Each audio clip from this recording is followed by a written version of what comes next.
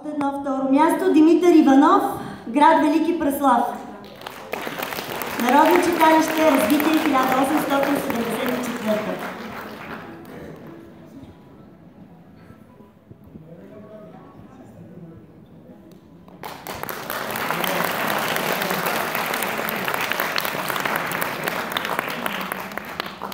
И сега минаваме към първите места. На първо място Кристина Баракова, детска вокална група Слънце към Общински детски център за култура и изкуство Русе.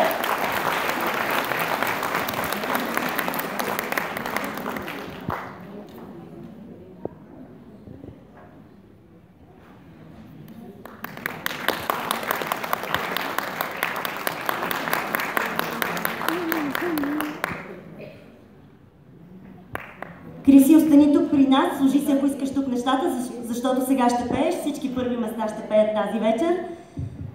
Или ще свират, разбира се, и още